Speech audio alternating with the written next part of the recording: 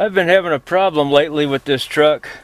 Not real often, but once in a while, the heat gauge while I'm driving will just start jumping up and down and going all kinds of crazy, running up to the red line and down to zero and bouncing around. The buzzer, the warning buzzer goes off, the engine fan comes on, and it will do that for a little bit, maybe a few seconds, sometimes a couple minutes. And then it'll settle down, and it'll hold. The temperature will sit where it's supposed to be while I'm driving, and it'll stay like that.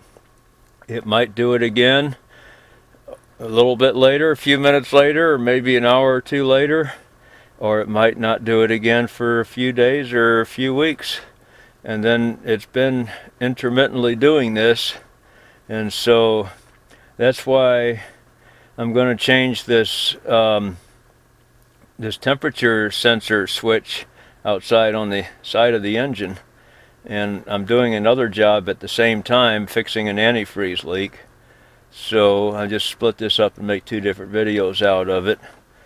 Anyway, if you have all those symptoms going on at the same time, but this my water temperature is over here. They put them in different places on these trucks, but in my case with my Detroit diesel engine, that needle just goes nuts, and then the warning buzzer, the red light comes on, and the engine fan comes on.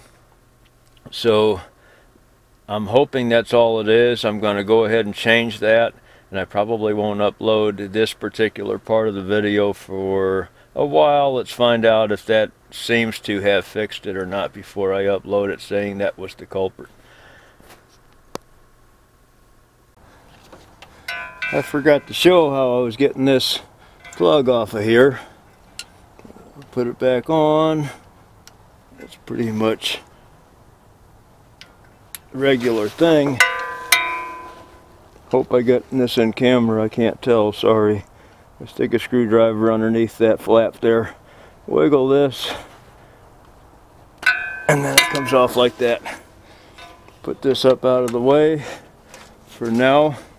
I got the new plug in my pocket. I'm gonna go in the shop and get a socket to fit that, or a wrench. I don't know if I can get a socket and a ratchet on there behind this or not. We'll see. I don't have a socket this size. Got one on either side.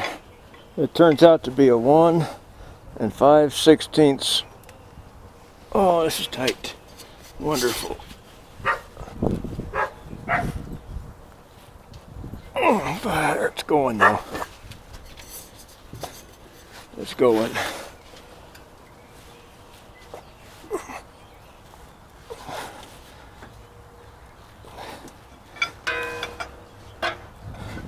Okay, we'll pause.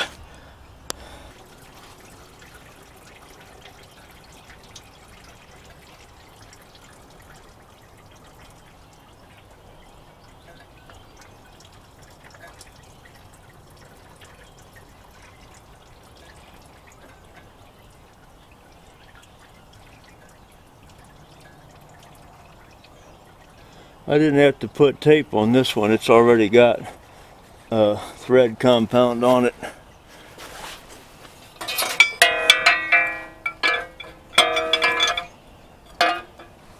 Try to get this out of the way someplace.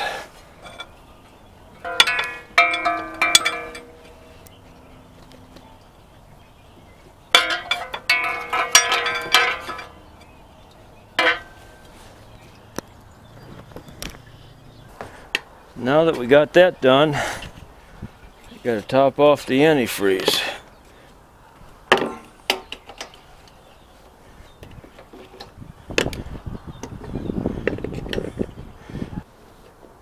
In case of my truck, I got a pipe here where air can get trapped because it goes up, over, and then back down again. Air can get trapped in this pipe, and they've got a air bleed on it. I just loosened it with the pliers, and maybe if I get close enough with the thing you can hear it hiss, because I already opened it once and shut it back to get it back on camera.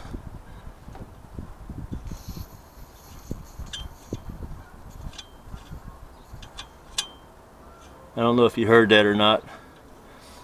But it's hissing. I'm letting the air out of it. Hopefully I'm not letting air in it. Maybe I don't have enough antifreeze in it yet. It didn't, I'm out of antifreeze. I'm putting water in. I put 2 gallons of antifreeze in. And all the used antifreeze that came out of it, I put that back.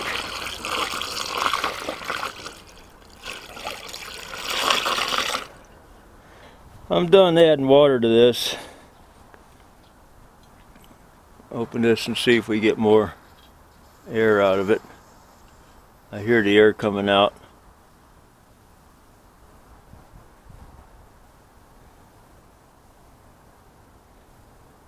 And I'm watching this water go down in here, I think.